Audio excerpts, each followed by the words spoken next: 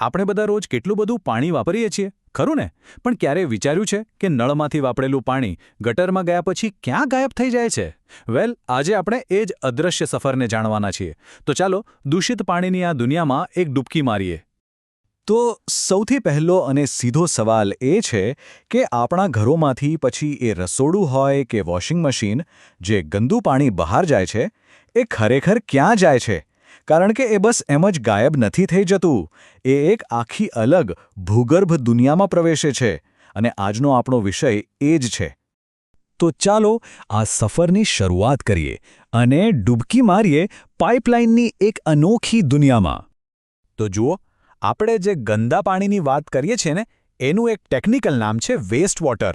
ગુજરાતીમાં કહીએ તો દૂષિત પાણી. આ એ જ પાણી છે જે આપણા ઘરો, શાળાઓ અને ફેક્ટરીઓમાંથી નીકળે છે.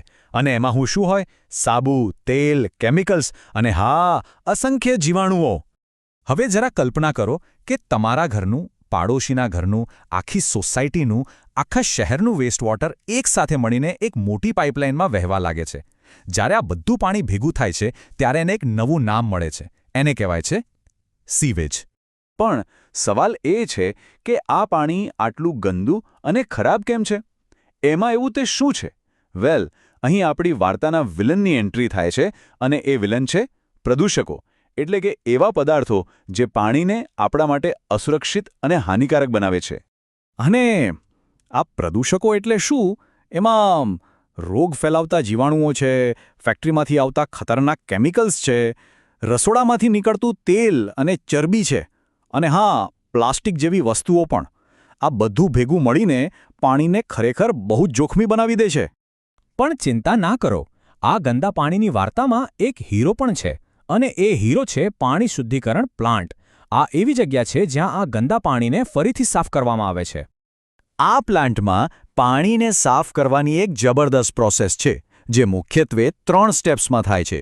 પહેલું છે ફિઝિકલ એટલે કે ભૌતિક, બીજું બાયોલોજિકલ એટલે કે જૈવિક, અને ત્રીજું છે કેમિકલ એટલે રાસાયણિક. ચાલો આ ત્રણેયને જરા નજીકથી જોઈએ. તો સૌથી પહેલા સ્ટેપ 1, ફિઝિકલ પ્રોસેસ. આને બસ એક મોટી ચાળણી જેવો સમજો. પાણી જ્યારે પ્લાન્ટમાં આવે ત્યારે એને મોટી મોટી જાળીઓમાંથી પસાર કરવામાં આવે છે. આનાથી શું થાય? પ્લાસ્ટિકની બોટલો, લાકડાના ટુકડા, કચરો, જે કંઈ પણ મોટો નક્કર સામાન હોય, એ બધો જ પહેલા સ્ટેપમાં અલગ થઈ જાય છે.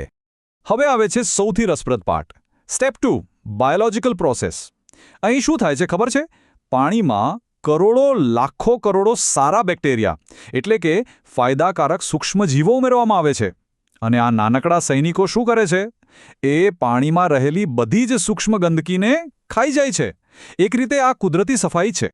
અને છેલ્લે સ્ટેપ 3, કેમિકલ પ્રોસેસ. આ એક ફાઇનલ ટચઅપ જેવું છે. પાણી હવે લગભગ સાફ તો છે, પણ એને એકદમ સુરક્ષિત બનાવવા માટે એમાં ક્લોરીન જેવા કેમિકલ્સ ઉમેરવામાં આવે છે. આનાથી જે કંઈ પણ બચેલા હાનિકારક જીવાણુ હોય એ બધાનો નાશ થઈ જાય છે અને પાણી ફરીથી વાપરવા માટે તૈયાર. ઓકે, તો આપણે આખી પ્રોસેસ તો સમજી લીધી. પણ એક મિનિટ, આ બધું કરવાની જરૂર શું છે? આટલી બધી માથાકૂટ શા માટે? એટલે કે સ્વચ્છતા આટલી બધી જરૂરી કેમ છે? જો જવાબ બહુ સીધો અને સિમ્પલ છે. જો આપણી પાસે સારી ગટર વ્યવસ્થા અને પાણી શુદ્ધિકરણની સિસ્ટમ હોય તો આપણો આખો સમાજ સ્વસ્થ રહે છે. પાણીથી ફેલાતા રોગોથી આપણે બચી શકીએ છીએ. પણ જો આ સિસ્ટમ ન હોય તો ટાઇફોઇડ, કોલેરા, ડાયરિયા આવા કેટલાય ભયંકર રોગો ફેલાવાનો ખતરો હંમેશા રહે છે. આટલો મોટો ફરક છે. આ તો થઈ સિસ્ટમની વાત. પણ આમાં આપણે ક્યાં આવીએ? આમાં આપણી પણ કોઈ ભૂમિકા છે? બિલકુલ છે. ચાલો હવે આપણી જવાબદારી વિશે વાત કરીએ. આપણે બધા આ સિસ્ટમને મદદ કરી શકીએ છીએ, અને એ પણ બહુ જ સરળ રીતે. 3 નાની નાની વાતો યાદ રાખવાની છે. પહેલું, ગટરમાં ક્યારેય કચરો ન નાખો.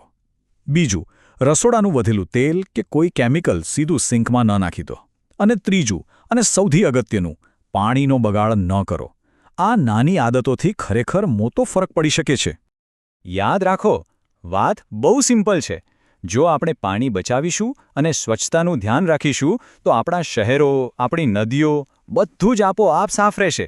અને આની શરૂઆત આપણાથી જ કરવી પડશે. તો આ હતી ગંદા પાણીની અદ્ભુત સફર. પણ આ વાત અહીં પૂરી નથી થતી. એ આપણા માટે એક મોટો સવાલ છોડી જાય છે કે પાણી સિવાય આપણા પર્યાવરણને બચાવવા માટે આપણે બીજું શું કરી શકીએ? આ સવાલ પર જરૂર વિચારજો.